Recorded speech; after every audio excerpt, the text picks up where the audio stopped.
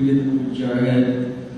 When we saw the movie Jarhead, we thought there was a major portrayal of violence towards the Marines and the Middle Eastern people. The drill sergeants in the movie used a lot of violence when training their soldiers and said that their enemies were violent and uncivilized and people who would stop at nothing from killing them and destroying their country.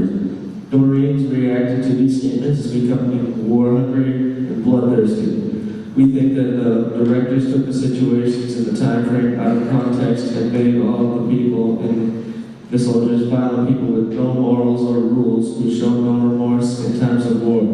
Because of this bloodthirst, Marines are enraged and when they are not able to enter battle and they are forced to stand on the sidelines while the other ones take the shots.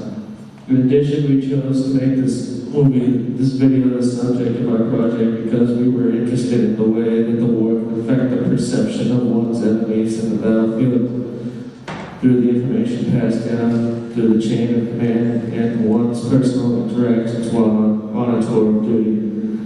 When information is passed down from high command to low-ranking officers, soldiers, most of them take it to heart and trust it unquestionably. However, some of this information might be slightly altered to boost morale or to achieve other objectives. For example, a commander giving a speech to the troops might suggest that the enemy has no conscience and that they are dirty and animalistic, will stop at nothing from killing their own troops. While the speech may do a lot for morale, much it could be altered for specific purposes.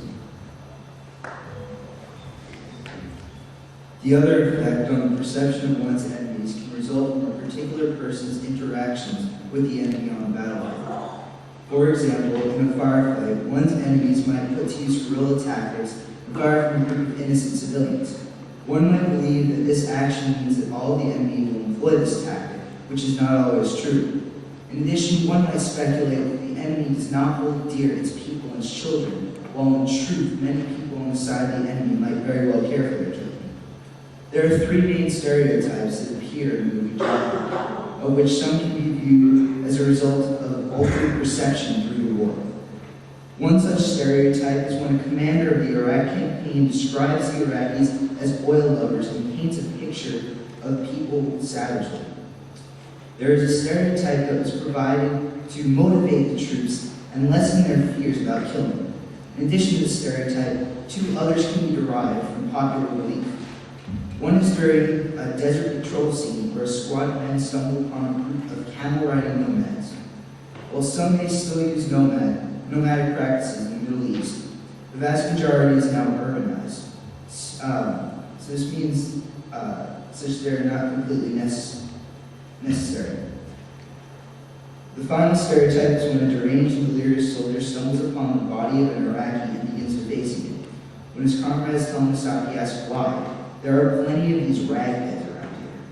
Referring to the traditional wearing of a turban, the soldiers stereotyping all who live in the Middle East wear turbans, although many are in fact dressed in modern fashion like you and me. Because of both popular perception and altered judgment through war, many of these stereotypes were created and spread throughout our culture. In short, this is how stereotypes can be formed from war and the battlefield. While some stereotypes may be true based on the enemy's specific training and background, many stereotypes encompassing race or ethnicity may very well not be true.